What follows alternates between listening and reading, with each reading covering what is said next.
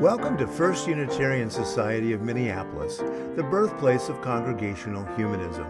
We carry on that tradition of free thought today, dedicated to promoting a free search for truth, meaning, and justice. Our web address is firstunitarian.org. I'm David Breeden, Senior Minister. Welcome.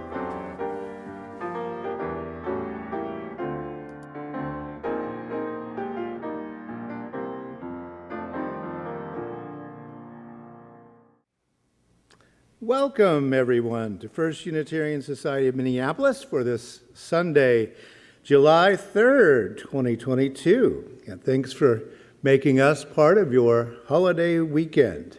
I'm the Reverend Dr. David Breeden. I'm the Senior Minister here, and I'm joined today by FUS Interim Music Director Ted Olson, who's going to tell us about these lovely musicians in just a few minutes. If you would look to your right and your left now and say, I am so happy you're here today. I am so happy that you're here today. So happy that you're here today. I'm so happy. Yeah. All right. Yeah, we're happy you're here today. First Unitarian Society is a member congregation of the Unitarian Universalist Association of Congregations, and yeah, that's a whole lot to say, but that's kind of where we fit into the national picture here. We are an intentionally and radically inclusive congregational humanist community. We are dedicated to fostering a free search for knowledge, meaning, and we strive for justice here to serve one another, the Twin Cities, and beyond. This congregation has practiced congregational humanism since 1916. As the words of the first Humanist Manifesto say, we strive for a shared life in a shared world. Our theme for this summer, beginning today, is Long Light of Summer, Finding Rest, Wonder, and Joy. And that's what I want to talk about today. After assembly today, if you're here in our building, head downstairs. There are refreshments downstairs, and you can continue conversations. We invite you to take a look around to see what we're doing in terms of social justice. If you are online, we do have a Zoom coffee hour after assembly today. Be watching in the chat. You sign into your YouTube channel, and you can chat away and get the link to join the online coffee hour. Thanks to our AV people back there for keeping everything going. It's a little complex, yeah. But nowadays, we often have more people online than in the building, and I expect that's probably true today. And if you're making potato salad, just remember how many times you use the salt, is all I would say to our online guests. But whether you are online or in our building, we are so glad that you're here today. Good morning, everybody. You all know Dale Alexander, playing drums and piano today. And we have a very special guest who I just ran into a couple nights ago, just in town to do a theater show. And I thought this would be a great opportunity to showcase some of his artistry and songwriting. We got the great Taylor Johnson on vocals and piano.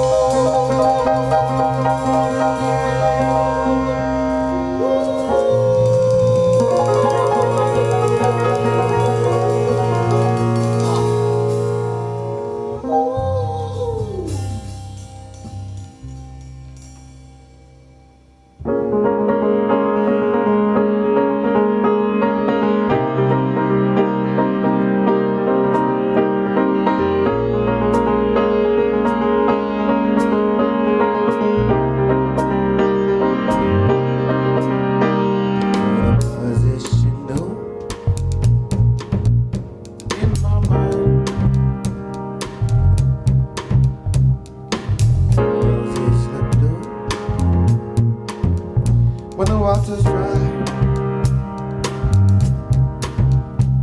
I want an atmosphere clear between our hearts, and I want a west-facing pier when the lights get dark. I want an alpha wire, I want a sonic stream,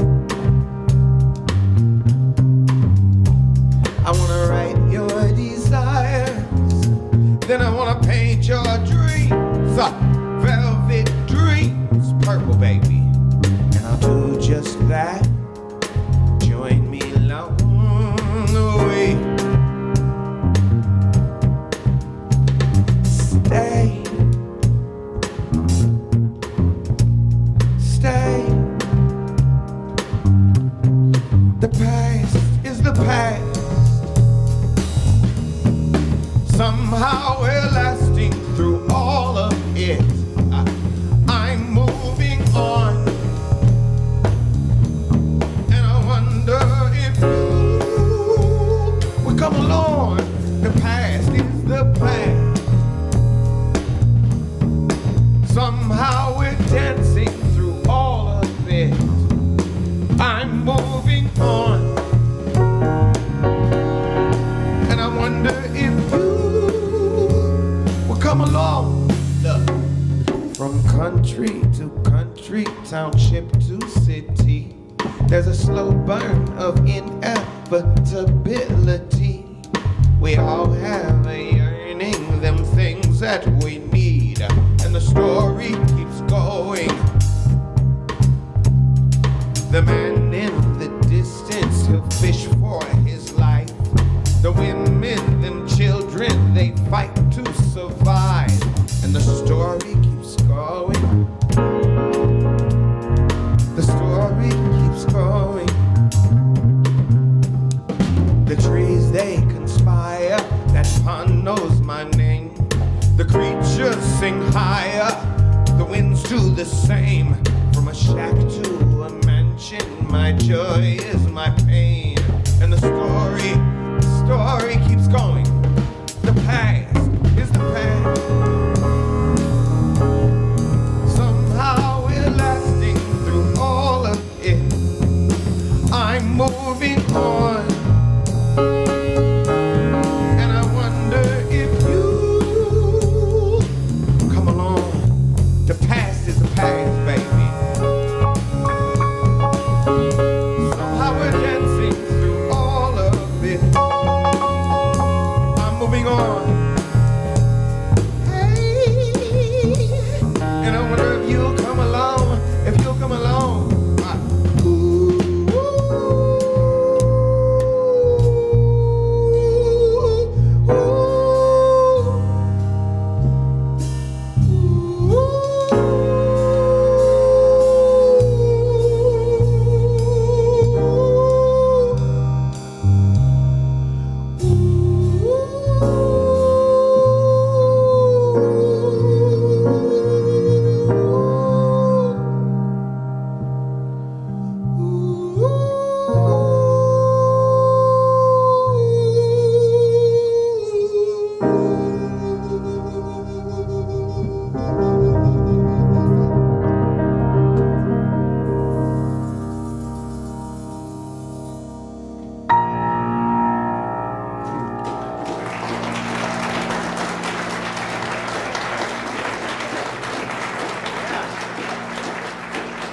Thanks so much. Thanks so much.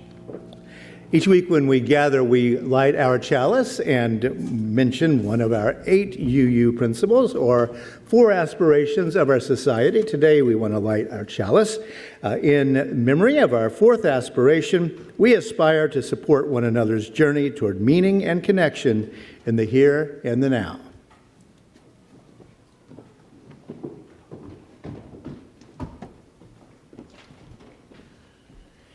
We're now going to sing Spirit of Life, which is I call our UU Humanist Anthem. So please, if you are able and willing, stand and sing. If you need help with the melody, it's number 123. Otherwise, you'll find the words on the screen. And we are going to sing it twice through.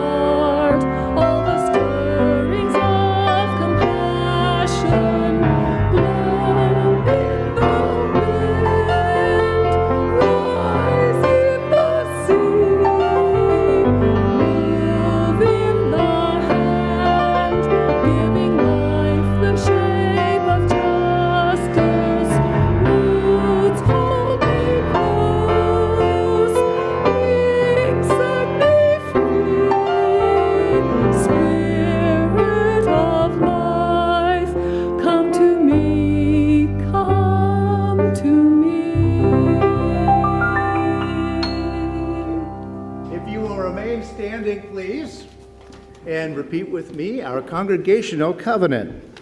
Love is the spirit of this place, and service its law. This is our great covenant, to dwell together in peace, to seek the truth and love, and to help one another. Please be seated. Thank you.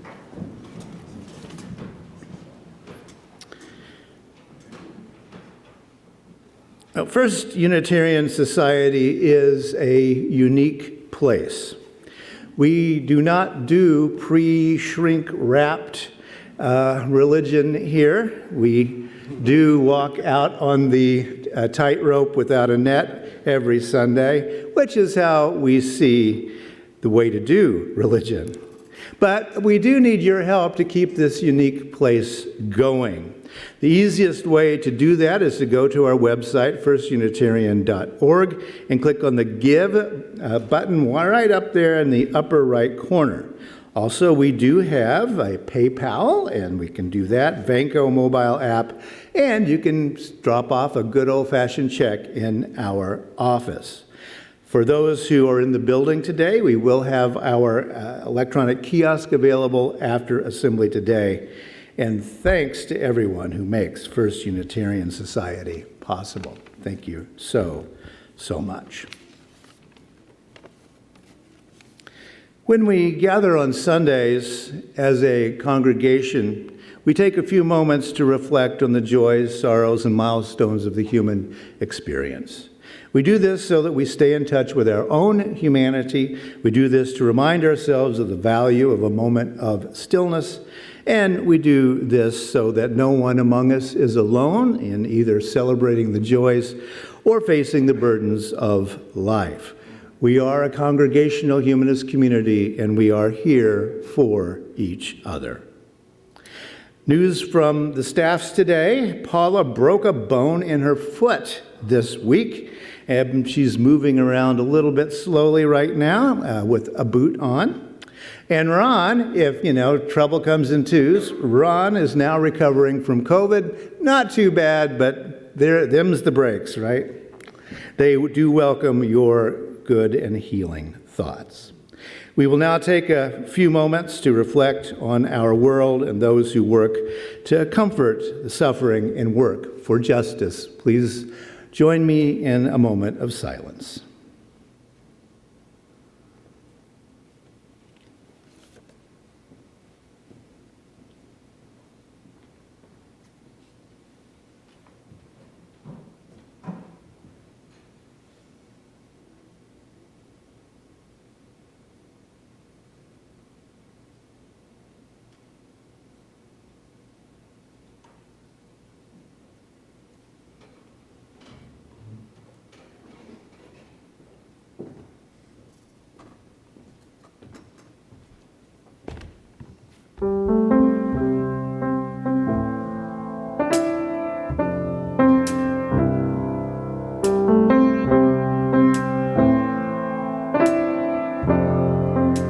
Join with me. When I breathe in peace. When I breathe out love. When I breathe in peace. When I breathe out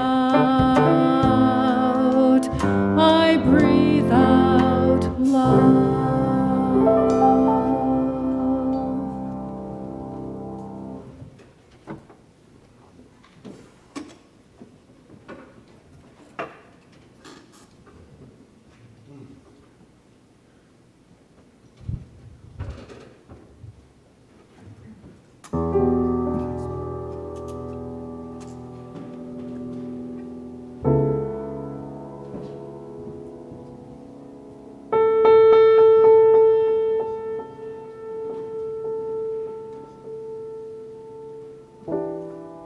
A lightning strikes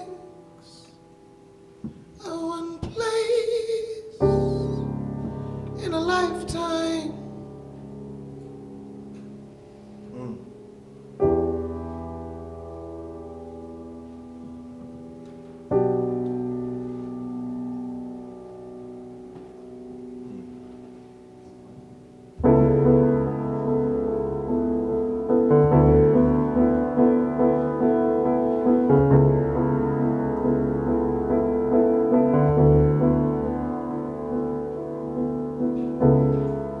Hurry, baby, I'm not just anyone. I'm fragile like everyone involved in this situation right now. With one exception, I've got this day-to-day that may differ from yours. I need your blessing.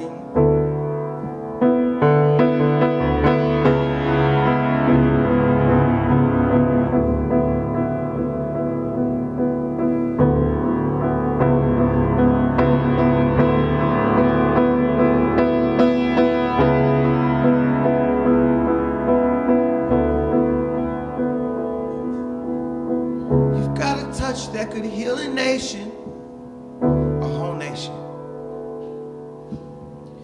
You've got a touch that could heal a nation. And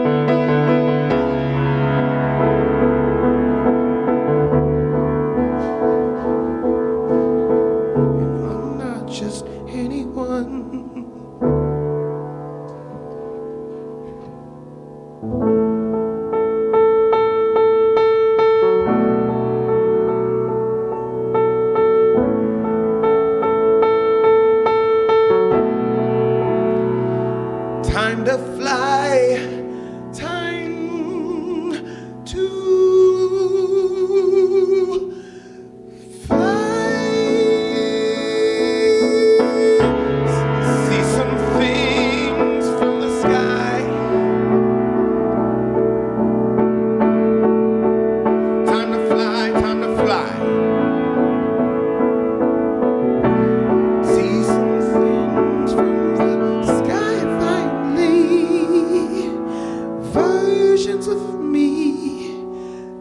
die,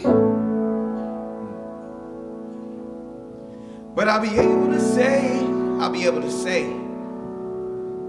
I survived.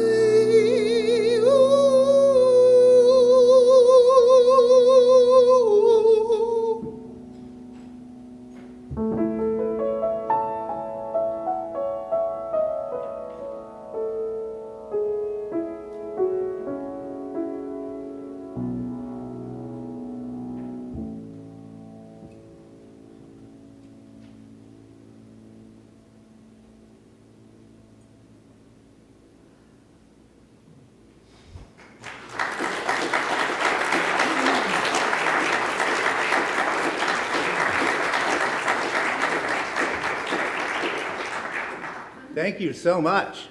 Thank you. Last week I talked about the long struggle for justice here in the United States. The progressive agenda, if you will, has never been, and I dare say never will be achieved.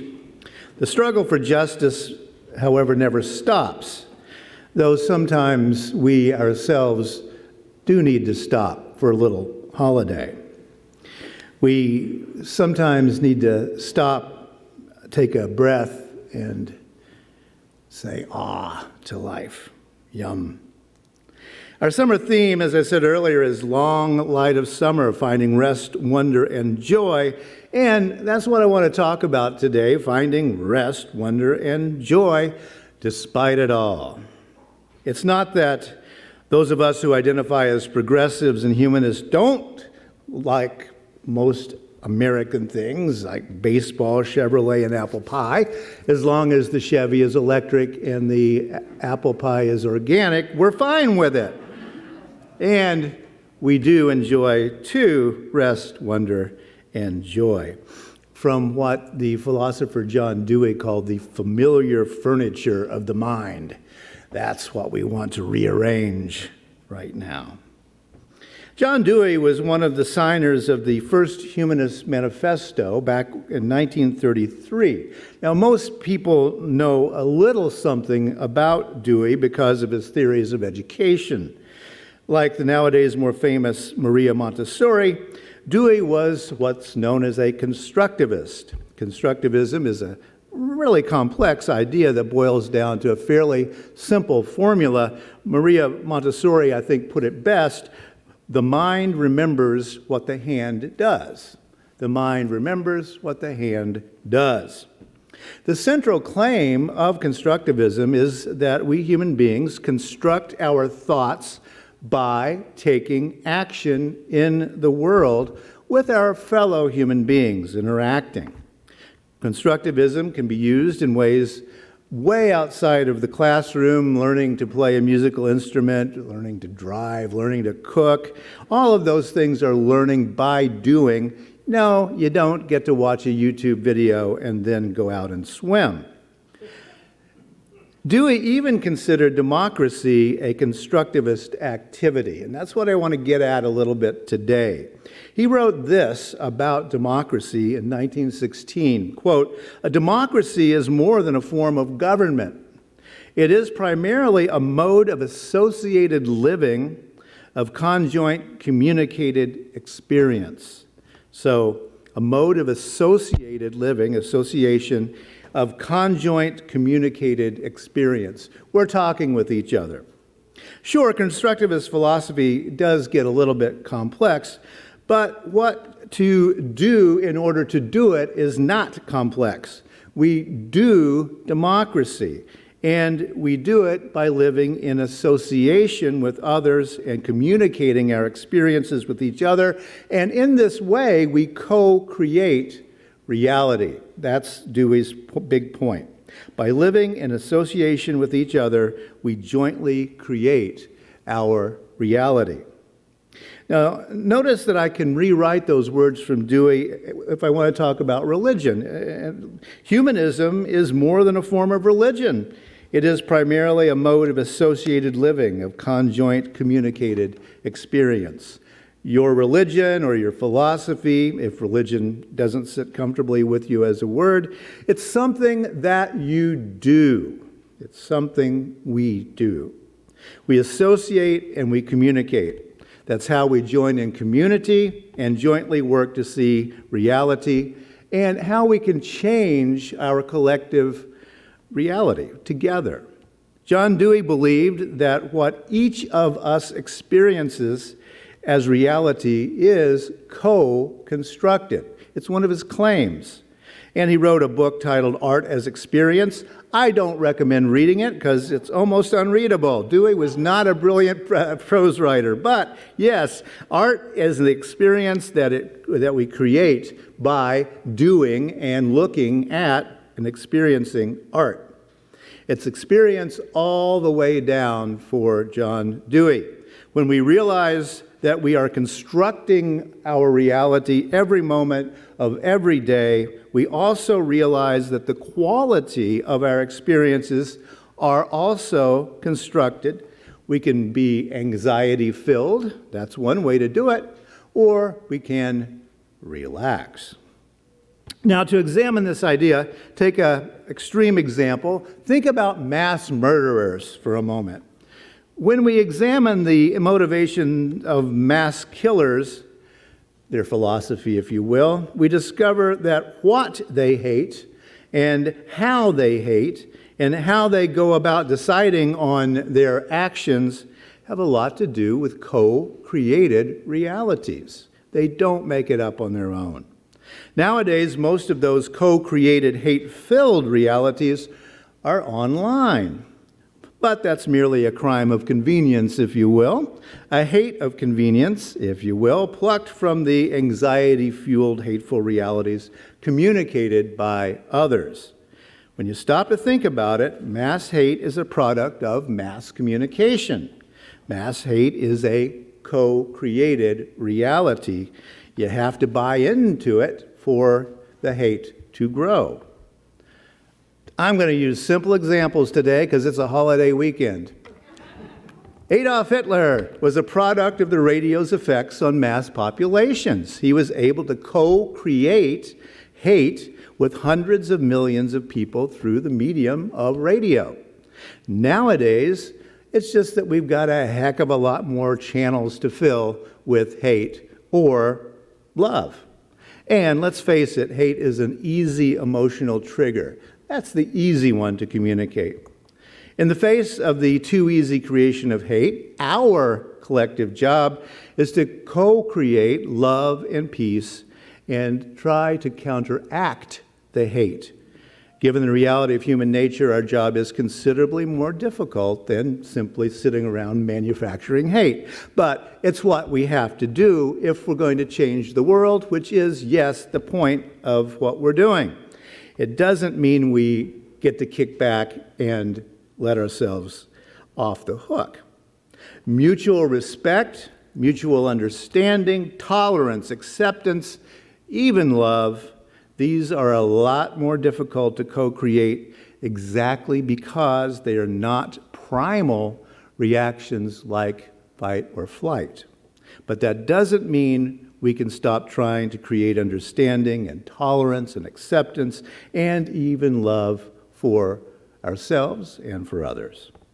Liberal religion in general and humanism in particular have come in for a lot of criticism for being individualistic.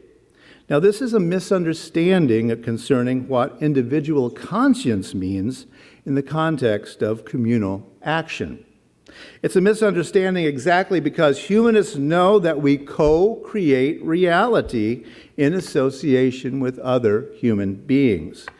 It's hard to love alone, after all. Individualism doesn't have a place in our lives because we believe that we are co-creating reality, a sociable and loving reality. Now, I'm taking big, easy examples, but let me do another one. Ted Kaczynski, the Unabomber. He's a classic lone wolf. Or is he?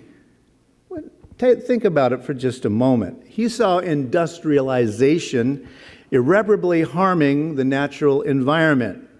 We know that because he wrote a really long screed about it. Well, that's not really such a bad case, is it? And there are clearly constructive and positive ways to go about saving the environment. But what did he do? And it is what he did that mattered. He killed people in order to call attention to his concerns. In his hate-filled, confused mind, he attempted to co-create a reality with others by maiming and killing them randomly. Not a brilliant way to convince people of anything except fear. His actions were morally reprehensible. And he got to the place of reprehensible murder because his motivation was solipsistic and individualistic, in that he chose to force his reality on other human beings rather than trying to co-create some kind of reality. Fact is, lone wolves are not nearly as alone as even they would like to think. Lone wolves, and Dewey would tell us this, are communally created just like anybody else. The difference is whether we listen to others and communicate with others, co-create with others, or merely attempt to force them to see our reality as we see it. One is an anxiety-filled, uptight sort of created world, or we can have a relaxed one, which is what I recommend. John Dewey was correct about that co-creation constructivist thing. The question then is what sort of living and conjoint communication we choose to sustain us. And paradoxically, each of us must choose a reality as we co-create it. It's, you got to build the ship while you're sailing it because we get one chance at life. For humanists, that reality in its ideal form includes such things as love and acceptance and multiculturalism. Our reality includes sharing the planet and its richness with other human beings, other sentient beings, and with future generations. We humanists choose to live in a sharing, loving reality, not a mistrustful, hate-filled one. We choose this as our preferred political reality, and we choose this as our preferred subjective emotional reality. What John Dewey teaches is that we choose our reality. Each of us chooses it. Each of us chooses between fear and hope, hate and love, mutual co-creation as creative or as destructive. And this summer, I invite us to choose co-creation through listening and sharing and communal conversation. What can we learn from each other? The question is better phrased, what can't we learn from each other if we actually listen and realize we are creating reality together? The reprehensibility of the current right-wing seizure of power here in the U.S. is its refusal to talk with us, its refusal to co-create, its refusal to embrace the values of a co-created democracy. And John Dewey would say, that's a really bad idea. Let me repeat those words. He said, quote, "A democracy is more than a form of government. It is primarily a mode of associated living, of conjoint communicated experience," end quote. Now, let's set that idea beside the quote that I was using last week from the philosopher Theodor Adorno. You remember it is, quote, "The need to let suffering speak is a condition of all truth, for suffering is objectivity that weighs upon the subject," end quote. If democracy is about associated living and co-creating our shared reality through communication and doing together, then democracy depends upon listening to those most affected by political decisions. It's really pretty simple, but it's also overlooked a whole lot. That was my point last week, and this week what I'm saying is we can do that by spreading calm rather than anxiety in ourselves and in our shared world. Be the peace, we often say. The many religions and philosophies human beings have devised have quite different advice for how to remain calm in the face of challenges, but those challenges sometimes they're natural disasters and sometimes they are human-created disasters, as we know. As I mentioned last week, in the 1930s, when the world appeared to be breaking into two camps, fascism and communism, the early humanists chose a third way, democratic socialism, which, as they saw it, preserved democracy and the co-creation that democracy does, but that was also actively committed to redistributing that wealth so that all citizens have the necessities of life, a shared life in a shared world.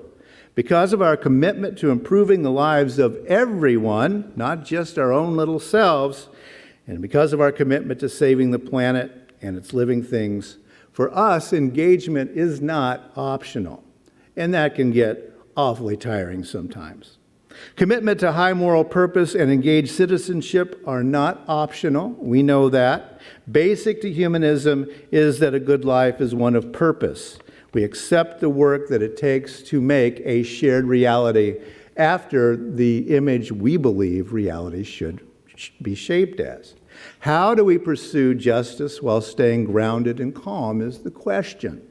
Because it's awfully hard to watch those screens of various sorts and see what's going on just now. One way I think about it is to distinguish between, in my mind anyway, a good mood and a good life. A good mood and a good life. There's quite a difference between those two things. A mood is a very paltry and passing thing. As I've mentioned before, I suffer from clinical depression, have most of my life. So my moods are not entirely in my control. I know that. I can be depressed on a beautiful sunny day when everything's going fine because it's the chemicals in my brain. Those are moods. Those change and pass and change again, just like the weather. Sure, it's more comfortable to be in a good mood. Yeah, I'd take that any day over a bad mood. But like the weather, mood is always variable and ephemeral. A good life, to the contrary, is sustained, and it's a sustained sort of co-creation. As you know, I like reading the Stoic philosophers for my inspiration. Marcus Aurelius, the Roman emperor, has this to say about that. Meditate, he says. Meditate. The intelligence by nature is content when it is acting justly, he says. This is tranquility. So know which direction you're going, equating contentment, tranquility with meditation and acting in a just manner. Yes, I'm working in that direction. The implication that Marcus Aurelius is driving at is clear. You don't have to be out there doing something every minute, but be headed in the right direction of the good life, acting in a moral way. Orienting our lives toward doing justice is sometimes enough, because it has to be. Marcus Aurelius also wrote this, quote, "In one way, humanity, since I am human," he says, "requires that I do good for humanity and put up with other human beings." He writes a lot about that, being a Roman emperor. He didn't like people very much often. We all know that he's saying something profound there. Doing good is sometimes a lot easier than putting up with other human beings. But he goes on to write this, quote, "But because some people make themselves obstacles to my acting ethically, I sometimes grow weary and unobservant of humanity, as if people were the sun, the wind, or wild animals. Sure, these can get in the way, he writes, but they can't change my dedication to purpose, since I can adapt and stay focused. End quote. So being human requires that we do good for humanity. Yes, I wouldn't disagree with the emperor on that particular point. Being human also requires that I put up with other human beings. And no, I won't disagree with the emperor on that one either. And yes, because some people are obstacles to what I see as ethical action, sometimes I see other human beings as merely there, like the weather, not as my fellow human beings. That's always a mistake. He goes on to write, quote, "The mind is capable of shifting and changing, making every stop a go. By so doing, every obstacle makes the way clearer. Every roadblock clears the road," end quote. Now, these lines are often oversimplified, translated as "the obstacle is the way." Marcus Aurelius didn't actually write "the obstacle is the way," but he did write "every roadblock clears the road." Every roadblock clears the road. A fairly good thing to think about when we have a summer of pretty well losing a lot as progressives. When others get in the way of what each of us considers to be ethical action, we can learn from that opposition and we can find a way forward in love, acceptance, and in calm.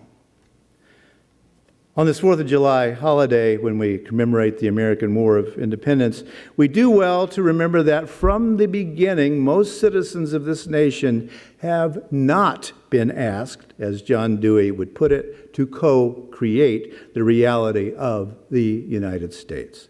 As Theodore Adorno put it, suffering was not allowed to speak. As progressives, we are committed to doing something about that every day. We are also committed to exploring and living the good life, one of rest, wonder, and joy. Despite it all, we can create a reality of rest and wonder and joy as well, here among ourselves and in the larger world. When I teach future chaplains who are going to be going into some very ugly situations in hospitals, I teach an old truism of hospital emergency rooms. It's very simple. Calm is contagious. Calm is contagious. We as chaplains, we don't have to cut anybody, stick anybody. We don't do anything except go in there and be calm in a place where a lot of uncalm activity is going on. But calm is contagious. And this summer and always, may we be the calm. May we co-create a reality of calmness, and may that calm be contagious.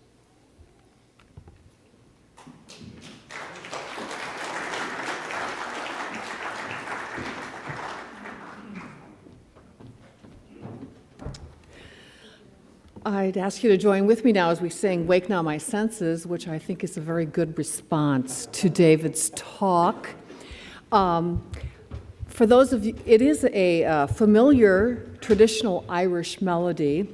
If you're familiar with it, I would just encourage you to look at the screen because I have updated a few phrases for the humanist sensibilities. Also, but if you do need to see the melody, it's on page 298 of the Gray Songbook. Let's stand as you are able and sing together.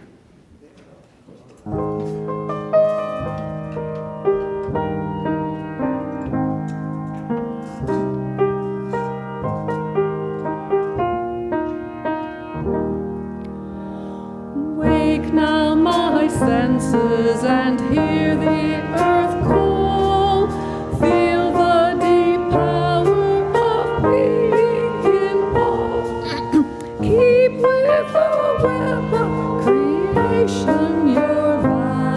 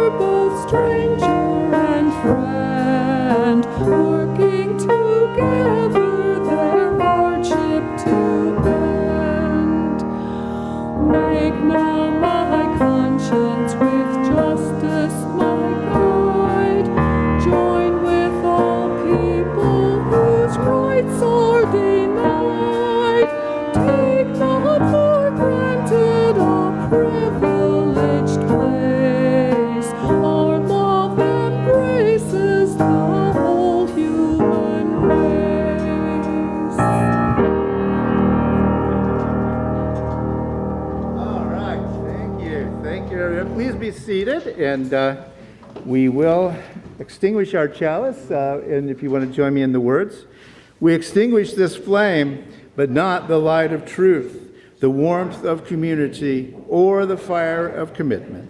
All of these we carry in our hearts and in our minds until we are together again. Thank you so much for joining us today.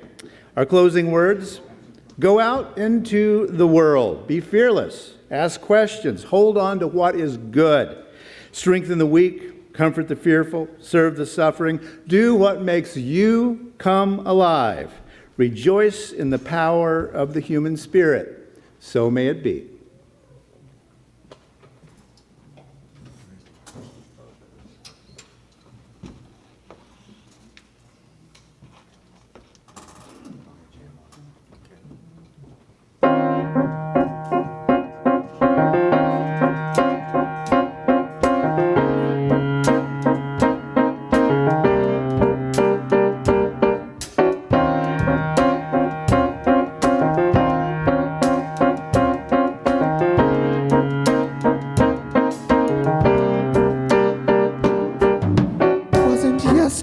So beautiful, it made you feel so special.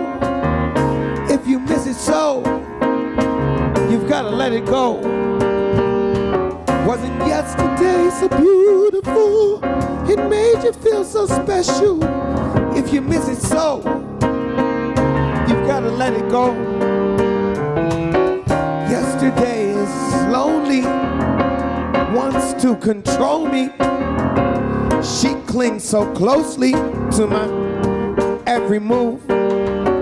Yesterday, the sunshine hides behind the skyline.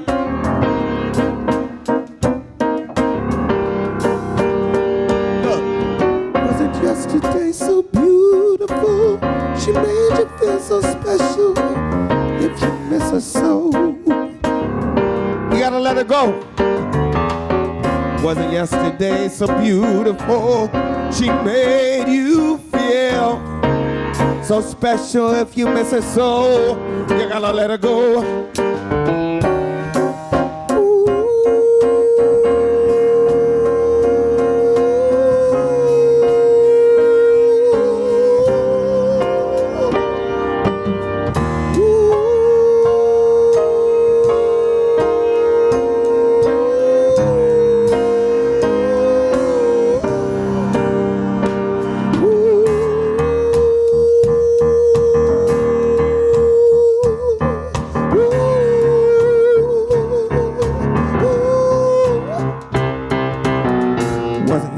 So beautiful.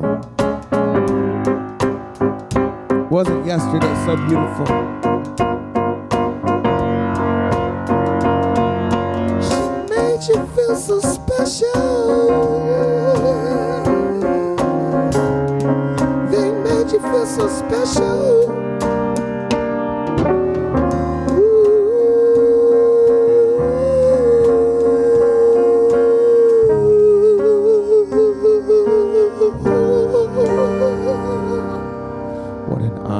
To be amongst you.